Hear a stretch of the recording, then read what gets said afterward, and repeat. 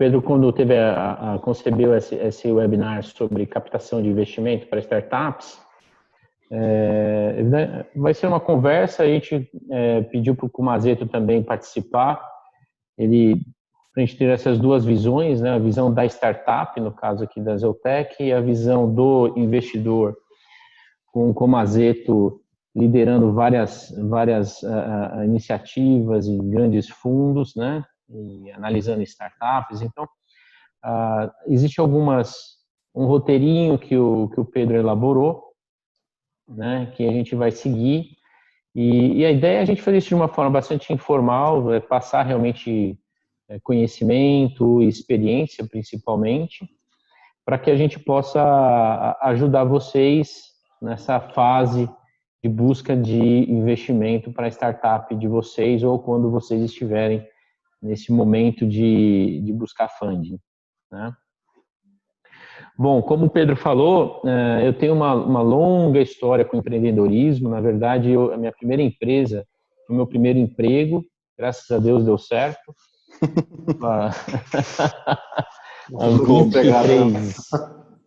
Há 23 anos atrás, eu tinha acabado de sair do colegial, tinha feito alguns estudos em áreas de humanas.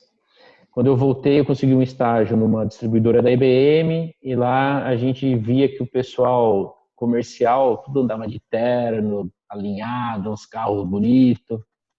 E aí eu era técnico, né? Eu tinha feito técnico em eletrônica. E a gente, com as mãos sujas, tudo cheio de poeira, mexendo com aquelas máquinas. Aí eu falei com um amigo meu, que é meu sócio até hoje, né? A gente tá do lado errado aqui do negócio, cara. A gente precisa mudar de lado. E aí apareceu uma oportunidade, a gente abriu a empresa, ela deu certo. O Rodrigo nos ajudou bastante nessa fase de exit, que está completando agora 2 anos, né? No Carlyle, lá em Londres, viajamos para Paris, enfim, foi um processo bastante enriquecedor a gente viver na prática todas essas fases de empreendedorismo, sufoco, a pressão de pai querendo que você vai trabalhar, e você falando, puxa, eu quero desenvolver alguma coisa, se eu arrumar emprego, eu não vou depois conseguir fazer isso mais na minha vida, né? E ao longo desses 20 e poucos anos, de fato, já foram 4 exits que eu fiz, né? Em diversas áreas. Teve negócios que deram errado, então a gente aprendeu muito sobre modelo de negócio, sobre gestão de startup. Então, é uma experiência que a gente quer aí, junto com o Pedro pediu, para a gente poder compartilhar com vocês, né? André, acho que é um detalhe importante também você falar quantos filhos você tem, né? Que cada um é uma startup também, né? Ele é o famoso empreendedor serial. Empreendedor serial. Então, meu 6º filho tá para nascer agora no final do ano. Oh, que bonito, que legal, parabéns. Então, tá tudo crescendo aqui ainda. Figura. O André tem muita história boa para contar, com certeza.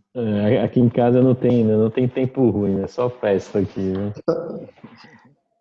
Mas eu acho que seria legal, Kumazeto, você também falar um pouquinho da sua história para o pessoal entender e se contextualizar, né, nessa conversa que a gente vai ter de startup com o investidor que de fato você é, né? Sim.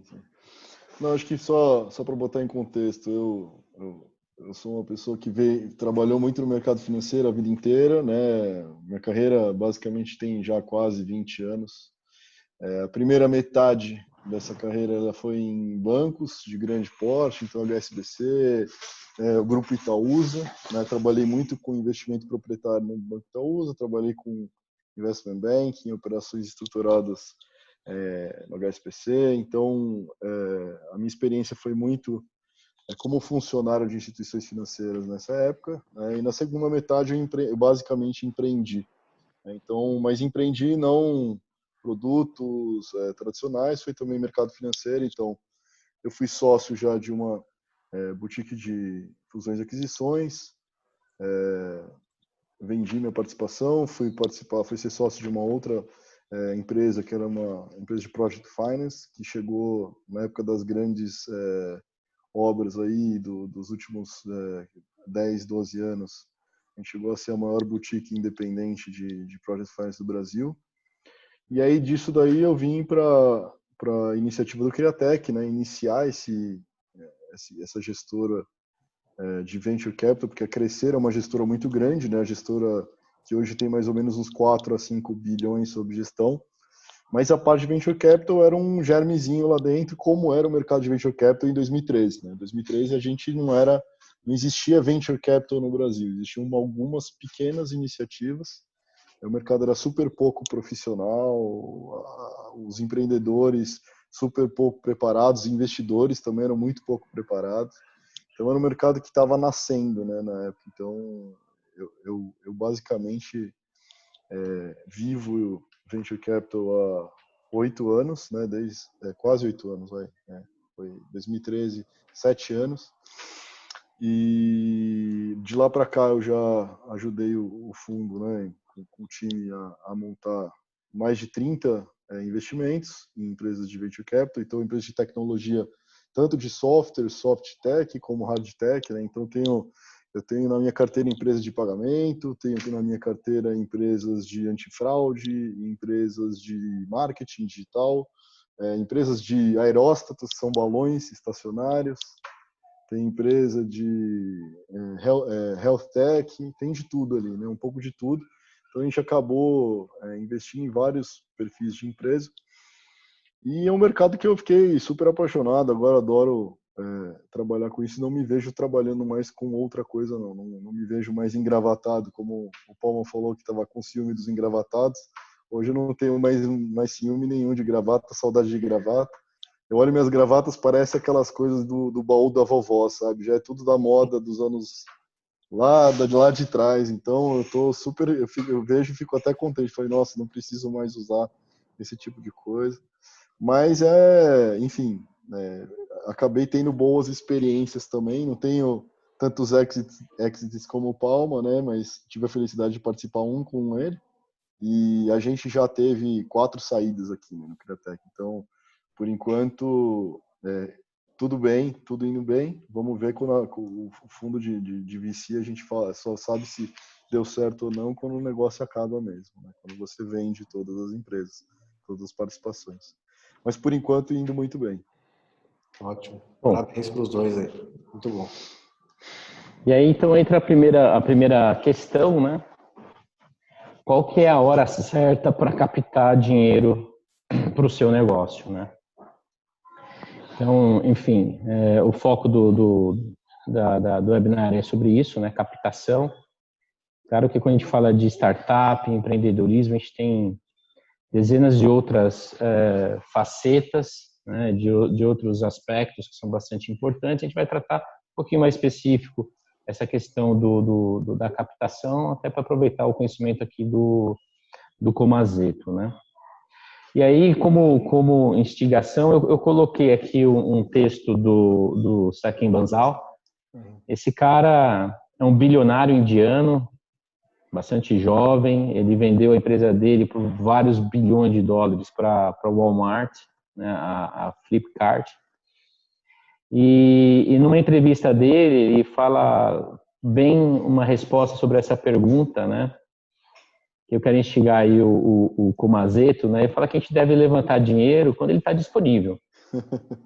Se tiver um valuation, né, da sua empresa fair, né, ou seja, que seja justa, você tem que pegar isso. Né? Porque quando você precisar, pode ser que o dinheiro não esteja disponível. Então essa é a lógica, né? E de fato, aqui a gente tem uma série, né, Comazeto, de aspectos, né? É claro que se você entra numa lógica de venture capital, por trás disso tem toda aquela dinâmica de burn rate, né? Ou seja, você tem que gastar aquele dinheiro num determinado período de tempo e fazer aquilo que você falou que ia fazer naquele período de tempo. Né? Ou seja, a startup, como diz o meu amigo o Fred Santoro lá da AWS, ele fala que o tempo não passa em segundos, mas ele passa em centavos. Porque é um pouco isso, né? Ou seja, você chega no final daquele ciclo sem dinheiro, ou seja, ou você vai para um próximo round, ou você fecha a empresa. Então, a lógica do Venture Capital, ela é uma lógica bastante severa, né? Então, a gente tem que ter bastante compreensão, né, como a Zeto, se é de fato isso que o empreendedor quer para suas vidas, né? O normal é buscar dinheiro, né, no Venture Capital, mas é também bastante... Tem um dark side bastante pesado, porque esses caras, eles vão ser seus sócios, eles vão ditar regras, quer dizer, você vai viver uma vida de conflito constante, né? Uma pressão constante para o resultado. Sim, com certeza. É que, assim, acho que tentando resgatar só a pergunta, né? Qual que é a hora de buscar dinheiro, né? Eu tô tentando puxar pela memória aqui quem foi que respondeu.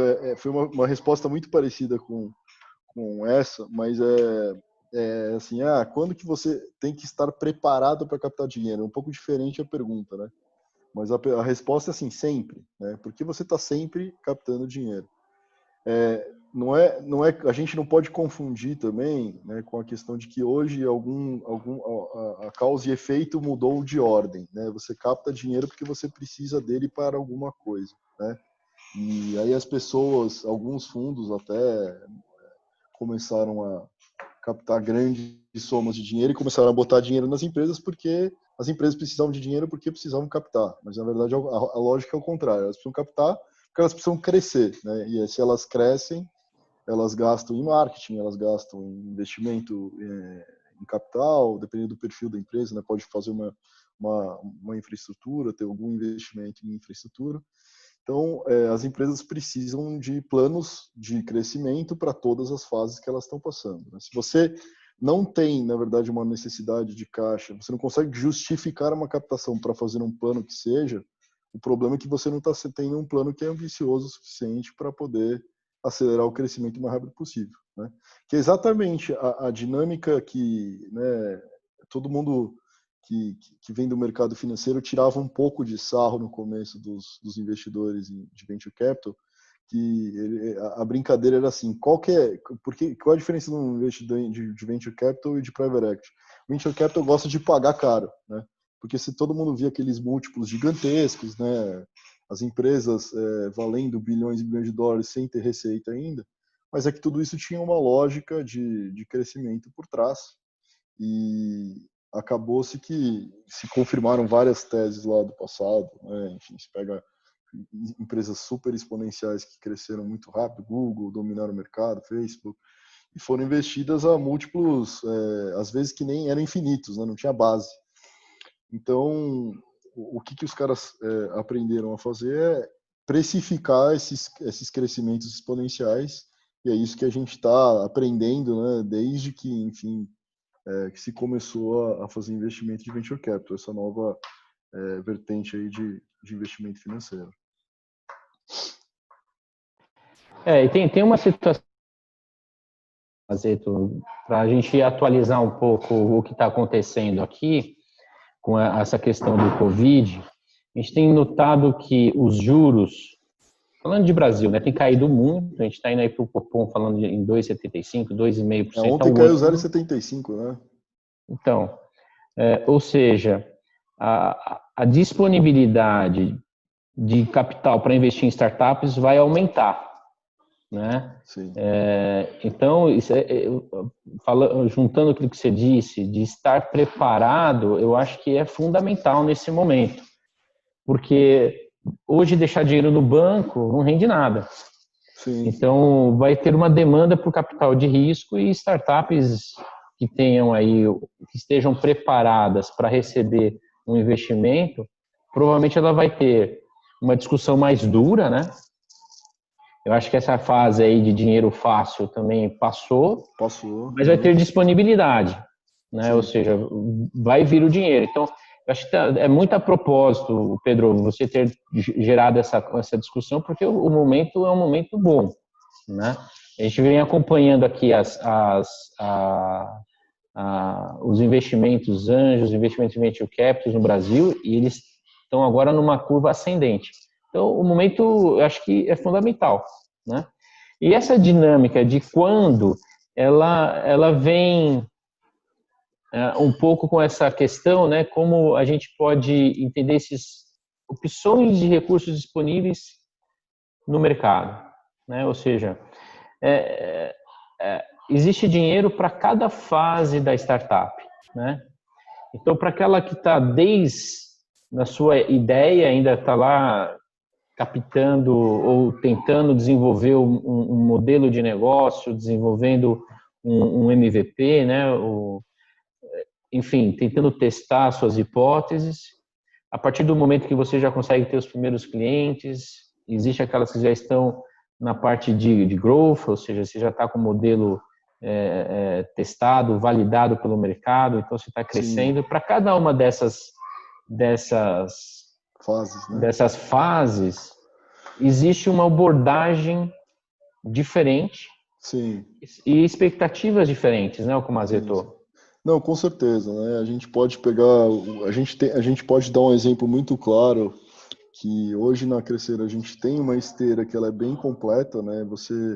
A gente pode investir em empresas desde da startup ali, né? Ali aquele comecinho dos venture capitalists ali que tá falando, que tá na primeira coluna, startups ali, a gente encaixaria, por exemplo, o que a gente chama de fundos de seed, né? De capital semente e fundos de série A, né? São aqueles fundos que vão colocar na empresa que está pré-validação, né? Ela está indo validar aquela primeira solução dela para o mercado, ou fez um rollout muito tímido ainda, ela testou muito pouco as soluções dela no mercado. Ou seja, é uma empresa que tem pouca ou quase nenhuma ou nenhuma receita, né?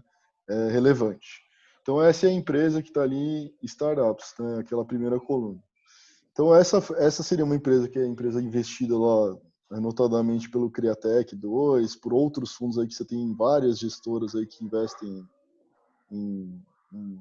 nesse estágio, né? Você pode pegar por cabeça aqui uma Domo da vida, várias outras menores, Darwin, a própria Ace, que era uma aceleradora até ontem, mais notadamente uma aceleradora, virou uma investidora também. Então, esse pessoal ele é especializado em fazer isso. Então, esses últimos 7 anos eu acabei mirando meu olho em empresas desse perfil, né? Então, empresas que a gente está pegando um modelo comercial, testar esse modelo comercial, sair para vender essa solução que já está razoavelmente um conceito testado no mercado e botar para virar dinheiro, né?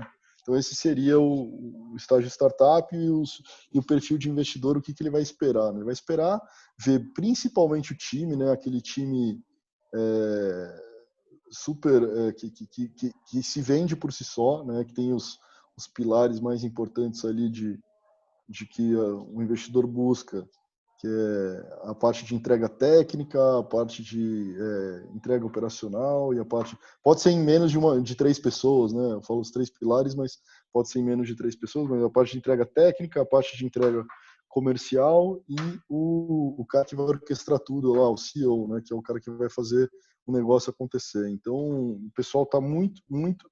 Ali, quanto mais para a esquerda, mais as pessoas são a parte mais relevante da empresa, porque não existe ativo para ser comprado ainda, né? A gente está falando basicamente de pessoas, então a gente valoriza a análise de pessoas, a análise da dinâmica entre as pessoas, como é que funciona, é um negócio que faz muito sentido nesse começo, né? O valor da etapa é qual que é o Pode valor? falar. Qual o valor que o pessoal... Ah, tá ali, valor. E aqui, enfim, em cada etapa, né, como a Zeto, a gente tem o tipo de investidor, né? Então nessa área de pré-seed, seed, série A, série B, enfim, são investidores diferentes, com perfis diferentes, com expectativas diferentes e com cheques diferentes também. Com certeza, com certeza, com certeza. Então, aqui eu coloquei são os cortes. Esses cortes, na verdade, não são tão preto e branco como está no chart, né? Sim, sim. Existe aí alguns tons de cinzas no meio disso. Sim, né? Com certeza. Mas sempre existe a questão do risco, que está sendo no pré-seed, como a Zeto falou, né? Ainda você está na fase de validação de negócio. Normalmente o investidor são família, pessoal da família, pessoal investidor anjo, crowdfunding. Por exemplo, o próprio Zoom que a gente está usando agora, ele foi fundado em 2015 pelo Eric Yuan. Ele tinha vindo da China para os Estados Unidos, começou a trabalhar na Webex, a Webex virou Cisco, ele cresceu como executivo lá dentro, ele apresentou o plano de negócio do Azul internamente, os caras desprezaram, ele pegou o chapéu dele e montou a Zoom em 2015, anteontem, com o dinheiro da família. Sim. Né? Enfim, então mostra que, enfim, são investidores diferentes, né? E os riscos e o que eles estão olhando são também diferentes, né? Eu acho que aqui no público que a gente está conversando, provavelmente a gente vai estar falando de gente que está ainda na fase pré-seed, seed e série A, né, o Pedro? Com certeza, mais o pré-seed aqui, né? Acho que o pessoal está começando mesmo. Normalmente é isso, é cheque de 100 a 500 mil reais e o cara ele vai tomar de 15 a 20%, né? É mais ou menos isso, Comazeto, que ele vai tomar eu acho que de equity na empresa? esse também é aquele negócio, o número ballpark numbers, né? São referências, eu acho que 15 a 20 é um número que não vai estragar o cap table para as próximas rodadas, né? Pode ser um pouco menor, 10 também. Já vi casos que já tomaram um pouco mais, mas também é aqueles casos que o anjo talvez fosse meter um pouco a mão na massa. Então, existem trocas, né? Você troca um pouco mais de equity por um pouco mais de ajuda, mas o ideal é você forçar para não ter uma diluição também tão mais dilatada do que esses 20%, muito mais do que isso, você acaba prejudicando as suas rodadas futuras, né? Então, o ideal é que vocês... falando principalmente aí isso é muito, muito chave até a Série A, né? Até a Série A você não construiu o investimento Series A, você não construiu ainda um ativo tão relevante. Então as pessoas são a chave em qualquer situação. Eu te falo assim, pessoalmente eu acredito que as pessoas são chave até o Series Z, né? Mas especialmente para o perfil de investimentos, empresas de investimento para pré-seed, assim dizer, eles vão olhar uma empresa com um cap table, né, com uma parte societária, muito que os empreendedores estão muito diluídos, eles vão olhar assim, esse cara, se der algum problema, ele vai arrumar um emprego e não vai perder muito, né, porque ele está muito diluído aqui. Então a ideia é que quanto mais você conseguir preservar o capital nessa fase, melhor, né? Então tentar chegar ali no Series B com uma parte relevante acima dos 50% é chave, né? Então, se você for fazer as contas... Sócios fundadores, você está falando. Os sócios fundadores e os caras que estão na operação, porque às vezes também tem aquele caso que não é tão incomum, o fundador que funda a empresa e para de trabalhar, né? Então, acaba que as empresas têm fundadores que não são operacionais. Então, isso não conta para quem está entregando, quem está na linha de frente, né? Quem está fazendo a entrega, de fato, é o pessoal que são os executivos, né, que a gente chama. Então, esses caras que contam para esse contingente de 50% que os fundos sempre ficam atrás para observar se faz sentido ou não o investimento. Eu vou contar um exemplo aqui, que talvez seja interessante.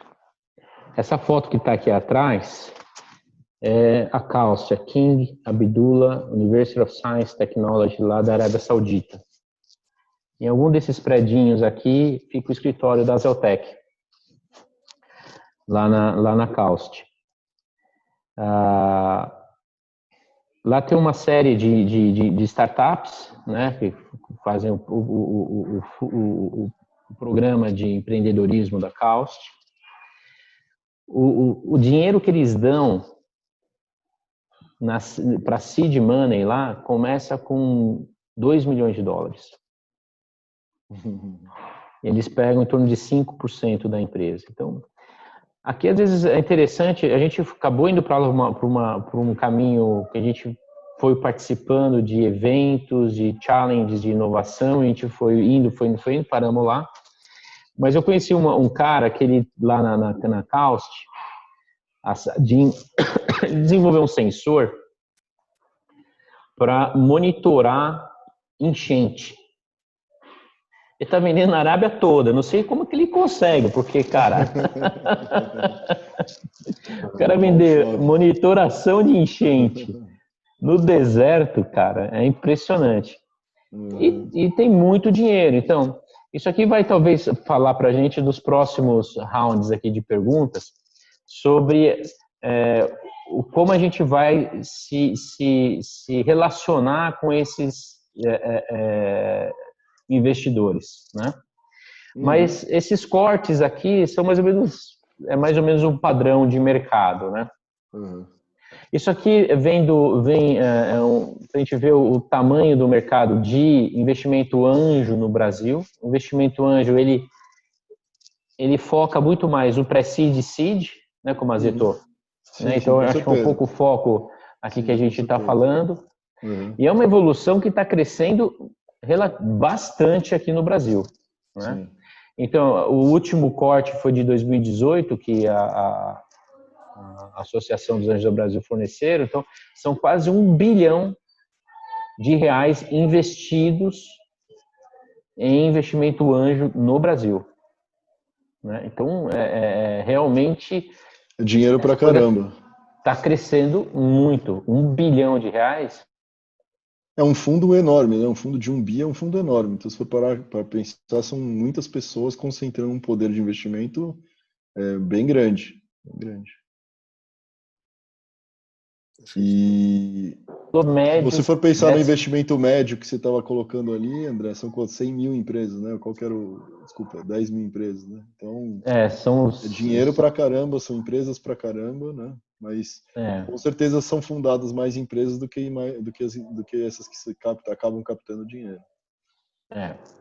Então você vê, um cheque médio aqui de investimento anjo está ali em torno de R$129 mil. Né? Embora isso aqui, esse corte em 2017, né?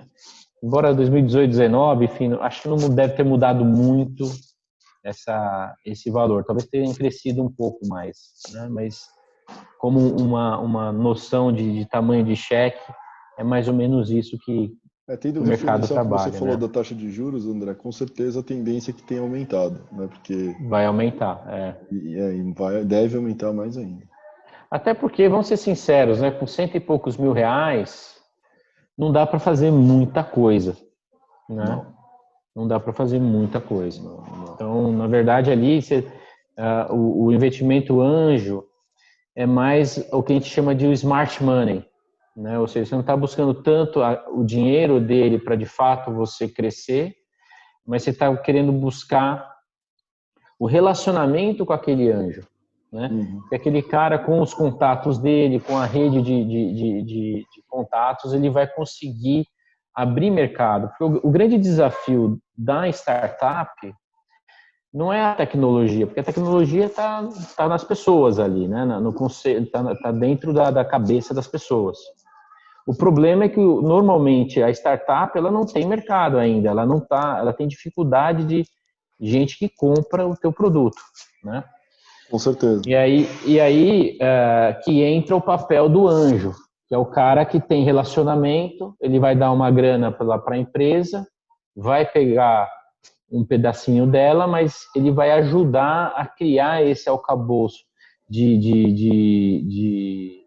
clientes que vai, de fato, fazer a startup prosperar. Né? Se não conseguir vender, você está morto. Né? E aí entra nesse ponto, como que a gente aborda? Como é que eu vou lá bater na porta do Comazeto? Né? Como é que eu abordo o investidor Comazeto? Então, acho que assim, Como eu falei, né, de 2013 para cá, eu vejo uma mudança muito forte do perfil de empreendedores, né? Eu vejo que as pessoas mudaram muito o nível de profissionalismo, né? O nível de... O sarrafo está muito mais alto hoje do que ele estava há 6, 7 anos atrás, né? Então, o que eu te falo é que assim, o básico, todo mundo vai olhar sempre a mesma coisa, né? Ele vai olhar o seu time, então os expertises, como esse expertise das pessoas ele se correlaciona com a entrega fim que você está fazendo, com o produto que você está fazendo, né?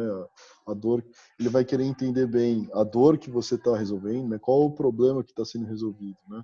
É, não está basicamente se você não está basicamente só vendendo um produto porque você fez um produto interessante, né? Se você está resolvendo uma dor, se essa dor é relevante, né? O que é ser relevante? Uma dor que ela tem um atrito muito forte em alguma operação, ou é um atrito muito forte é um ganho de tempo para as pessoas físicas, né? Pode ser uma solução para B2C, B2B, mas é sempre mais ou menos o mesmo problema.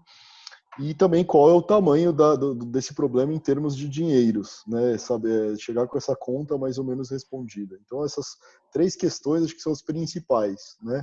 Então é o seu time e o que esse time tem para como ele se correlaciona com essa entrega que você está fazendo, né? Esse produto, essa solução que você está montando, qual é a dor que você está resolvendo e qual o tamanho, né, desse mercado, qual o tamanho dessa dor em termos de dinheiro, né? Quanto que isso custa, quanto isso poderia ser potencial de receita para o futuro. E mas, o Comazito, como é que essas pessoas que estão escutando a gente Hum, consegue falar com um Comazito, ou consegue falar com o Marcelo da Domo, ou consegue falar com uma Paula Solomão da Intrag, enfim. sim, Como é que a gente consegue acessar o fundo e falar, olha, sim, eu tenho uma ideia aqui, sim, ou sim. eu tenho uma empresa, eu tenho uma startup, como é que a gente consegue abordar o investidor para ele falar, eu quero ver o teu pitch, Teu eu pitch. quero conhecer o que você faz. Sim, assim, E eu acho que que dica que você dá para gente? sim, eu acho que você já deu uma boa dica, André, falando dos concursos de startup, né, enfim, tem vários, dependendo do tipo de startup, aí também tem uma questão que eu acho que é chave, né? Dependendo do seu negócio, vai ter um investidor mais ou menos apropriado, né? Então, tem caras que investem mais em B2B, tem caras que investem mais em B2C, tem caras que só querem ver enterprise, enfim, tem cara que não investe em hard tech, mas eu acho que é chave você primeiro saber qual que é o perfil da tua empresa, né? Assim, então você vende uma solução para pessoas, o usuário final é uma pessoa física, então é B2C, né? B2C são um tipo específico de fundo que vai investir, porque são cheques maiores, são riscos maiores, então esse pessoal está acostumado a correr mais esse risco. Sua empresa é uma empresa B2B, ou seja, ela vende soluções, B2B SaaS para empresas menores, médias, ou é empresa que é mais focada em venda enterprise, né? Então você tem vários perfis, tem fundos que investem em umas e não investem em outras, coisas que são completamente proibidas em uns fundos são super bem recebidas em outras, então acho que você primeiro tem que fazer essa lição de casa, né? Pô, vamos ver se o cara lá da Domo fez um investimento em B2C, vamos ver se o pessoal do Criatec 2, lá da Crescera, fez um investimento em B2B. Ah, eles têm 30 empresas, das 30, todas são B2B. Putz, eu acho que esses caras gostam de B2B. E não deixem de falar também com outros empreendedores que já receberam investimento. Mas acho que um bom começo para quem está bem no comecinho da ladeira, né, é participar dos concursos de startup, participar, porque assim, eu acho que você pode até dar um testemunho seu, Palma, porque a própria Azeutec já conseguiu se beneficiar de vários prêmios que ela recebeu, deu notoriedade para ela. Então, não dá para menosprezar o poder que esses concursos têm, né? Porque você tem que pensar que hoje, por exemplo, hoje eu recebi no LinkedIn 7 contatos de empreendedores, né? E óbvio que eu tento dar uma olhada em todos, né? Mas se por cima você não consegue avaliar se o negócio é super uma mosca branca que você vai gastar o tempo já e investir, é difícil você parar e já avaliar esse negócio, porque senão eu ficava o meu dia inteiro só vendo esse tipo de coisa, né? Então, o ideal é que você tendo esse pré-filtro, ou seja, você tendo pessoas qualificadas que entendem de startups, já olharam para esse negócio, deram um prêmio para ela, que ela é uma boa startup, isso faz muito sentido vocês participarem, né? Participar dos fóruns de adequados, assim, de discussão de tecnologia e produto. Então, se você é uma empresa SaaS, sempre está lá envolvida no Google, envolvida com o pessoal do Facebook, acho que faz todo sentido. O pessoal da Amazon também, a AWS, Microsoft, que com certeza esses caras... Existem fóruns de discussão de startups em todas essas que ficam em volta dessas grandes empresas, e dali sai muita coisa boa, tanto para vocês operacionalmente, falar de produto mesmo, como de investimento. Então, todas as grandes questões da realidade da vida do empreendedor, vocês tendo fórum de empreendedor, o empreendedor está basicamente todo dia falando da mesma coisa, do próprio negócio, né? Então, estar perto dos empreendedores é importante. Aqui, como o Comazito comentou, eu posso dar um pouco do testemunho da Zeutec. Claro que a empresa é pequena, é uma startup, somos em 7 pessoas, mas a gente tem um produto bastante inovador, com patente, que tem tração. E, obviamente, a gente não tem budget para investir em marketing, fazer grandes exposições. Então, o caminho que a gente elegeu foi participar desses challenges de inovação. E aí entra algumas dicas. A gente preparou muito bem o nosso pitch e a gente vai para ganhar. Então, a gente ganhou várias competições. E quando você ganha uma competição, ali você já tem uma série de investidores que estão te observando. Teve uma competição a última que a gente participou, foi no final do ano passado, aqui na Câmara de Dubai. A gente venceu, ganhamos a passagem para ir para Dubai, participar da GITEX. A GITEX é um Web Summit árabe, então gigantesco lá o evento. E tinha 800 startups internacionais do mundo todo, né? E tinha 5 brasileiras. 2 brasileiras ganharam o challenge nas suas categorias, né? A gente ganhou como melhor startup de impacto ambiental. Eu saí lá do stage, já veio um árabe, todo vestido com aquelas roupas deles lá, falou: quero conversar com você. E na semana seguinte a gente estava lá na Caust, já estamos fazendo projeto para a Saudi Aramco. Então, esse é um caminho que é... Saudi Aramco, para quem não conhece, é a maior empresa do mundo hoje, né, de capital aberto. É gigante. A maior IPO da história. Umas 10 Apples, né? Enfim, essa questão, porque todo mundo está buscando o mesmo dinheiro. Então, ali, você vê o Comazito, tem 7 lá buscando o dinheiro do Comazito, né? Ele vai dar atenção para quê? Aquele que está melhor preparado, evidentemente. Né? Então, a participação desses fóruns e desses challenges de inovação é fundamental. Como a gente busca isso? Internet. Né? O governo tem um site e um programa, na verdade, de mentoria chamado Inovativa. Depois eu passo para o Pedro distribui para vocês isso daí, mas é gratuito. A gente entrou nesse programa, foi o primeiro programa que eu entrei em 2017. No meu mentor era um CFO do grupo TIM, um italiano, colocou a gente em contato com um monte de gente, e isso vai se desdobrando.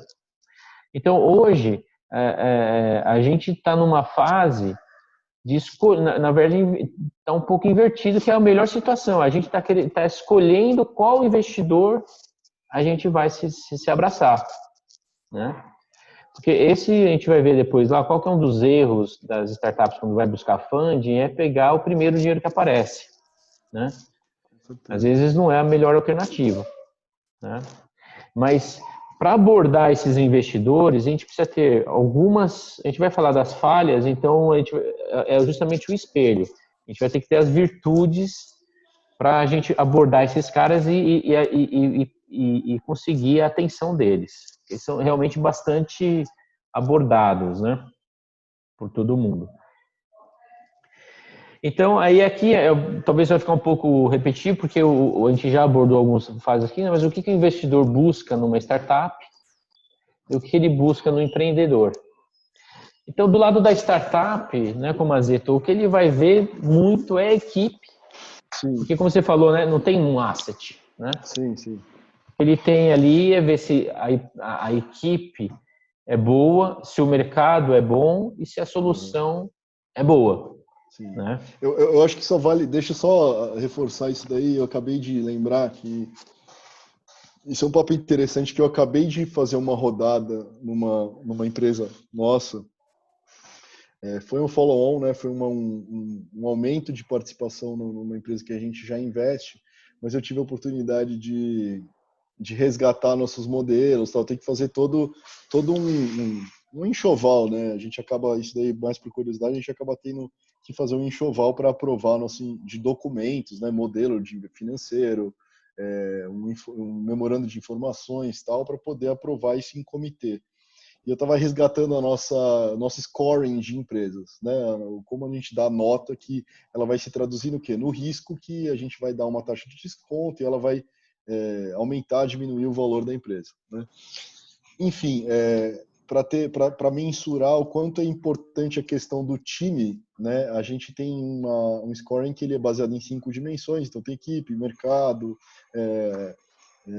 solução, né, o produto, a capacidade financeira e algumas outras variáveis, mas de todas as variáveis, a equipe tem peso 8, o resto tem tudo peso 1. Então, assim, se a equipe for uma equipe matadora, ela sobrepuja qualquer outra variável, né? Então, obviamente, quem tem uma equipe muito boa resolve os outros problemas, né? Então, não vai vir quadrado as outras 4 variáveis, mas a gente preza muito pela visão desse time logo nessa primeira captação. O time é tudo. Time é tudo. Time é tudo. Isso aqui é bastante importante. Então, se vocês vão pegar depois os principais erros que as startups, de uma forma geral, criam, é escolher de uma forma ruim seus co-founders, né? Ou seja, você monta um time que não é vencedor. E aí você vai ter problema no futuro, né? Do lado do investidor, do lado do empreendedor, ou seja, o que o fundo ele vai olhar? Então, essa questão de liderança é importante. Aí são várias dimensões, né? Como a Zeto. Eu só coloquei algumas aqui só para a gente exemplificar, mas liderança, capacidade de entrega é fundamental. E eu coloquei uma que é minha, é o bom senso.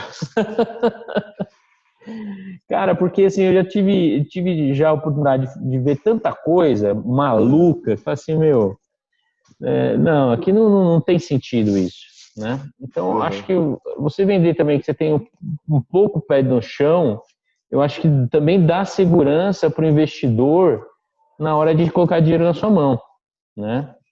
Uhum. A gente pode ver um exemplo fantástico que aconteceu recentemente com o caso do WeWork, né? Quer dizer, cresceu enormemente. Uhum. Quando o dono lá começou a mostrar que o cara era um louco, ruiu tudo, né? Faltou bom senso. O SoftBank falou, não ponho mais dinheiro, o cara agora está completamente travado a operação. Uhum. Provavelmente vai deixar de existir o WeWork, né? O WeWork, aí eu acho que não existiu, eu acho difícil, do jeito que ele existe hoje, com certeza não, né? Mas foi de fato bom senso hoje, acho que no mundo está um pouco em falta, né? Então não é só no empreendedorismo que a gente está sofrendo com isso, mas com certeza isso faz parte, acho que até da análise do time, né? Você conversar com as pessoas e entender quão razoáveis elas são em vários aspectos da vida. Pois num dos challenges que a gente participou, a gente ganhou para fazer um challenge em Paris. Uhum. e tinham, cara, tudo um startup, no máximo Series A, né? Então você está falando ali no máximo em 3 milhões de reais, né? Normalmente o tamanho desse aí é o cheque do Series A. Tinha uma startup lá que tinha acabado de ser fundada, claro, ela tinha uma ideia bacana, tinha um produto bacana, mas zero de receita ainda. O cara pediu, não, eu quero 10 milhões de dólares por 10%. Então, quer dizer, como é que ele justifica um valuation de 100 milhões de dólares no business dele? Quer dizer, falta bom senso, né? Então, quer dizer, fica complicado, né?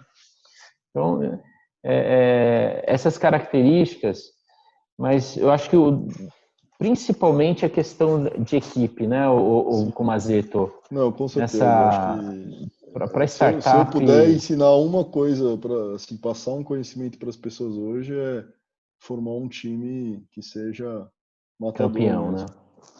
né? Isso é fundamental. E aí a gente entra num ponto bem interessante que o Pedro colocou, né? Quais são os erros mais comuns? Nossa, eu até inverti os letras aqui, né? Nessa jornada de investimento, né? E eu fiz um apanhado para não ficar uma coisa só André e Comazeto, para a gente ver como essas coisas são realidade, né? Então, peguei lá o Inovativa, o Pequenas Empresas Novos Negócios, o Startse. Tem muito material disso disponível hoje. Mas, quando a gente vai falar com um investidor, o que você não pode pecar? Então, eu fiz um resumão aqui, né, para a gente, para depois encaminhar para vocês.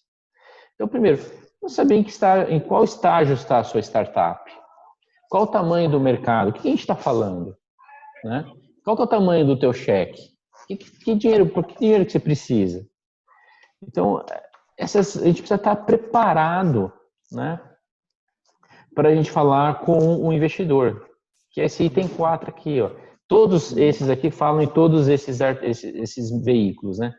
O cara trata com descuidado a preparação do pitch, o pitch dele é mediano, é feijão com arroz, né?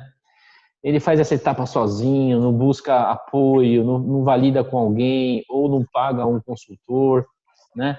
Às vezes ele chega até a esconder informação, não passa a informação correta, é a hora que vai ver não é aquilo, né?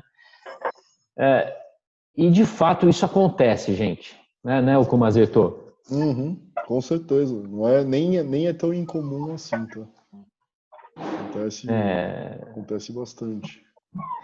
Mas acho que o principal pecado do empreendedor, quando vai falar com o investidor, é o cara não estar preparado. Sim, com certeza. Né? Ele tem que estar preparado, ele tem que saber do que ele está falando, qual é o mercado, qual é o tamanho do mercado, qual é o mercado objetivo, o quanto que ele quer pegar desse mercado. Né? Quando ele apresenta a solução do produto dele, que tipo de problema ele está resolvendo, quantas pessoas são atingidas por isso, ou quantas empresas, transformar isso em valores, né, para mensurar. Isso tudo é fundamental, né? Ou seja, é de fato se empenhar. Porque, de novo, o cheque é um só e tem 100 querendo o mesmo cheque. Esse cheque ele vai para aquele que está mais preparado. E no fundo, a grande injustiça qual é, né? As pessoas, as interfaces entre o investidor e os empreendedores são em tempos muito limitados. Principalmente quanto mais no começo da escada, né, que vocês estão subindo de empreendedorismo, vocês estão, menos tempo você tem para provar para o empreendedor que o seu negócio é bom ou não é, né? Então, o que pode ser feito, na verdade, é que a tua solução pode ser muito boa, muito melhor do que vários que já receberam investimento, só que você não está conseguindo transmitir para os investidores que ela é de fato uma solução tão boa assim, tão melhor do que outras empresas que já receberam investimento.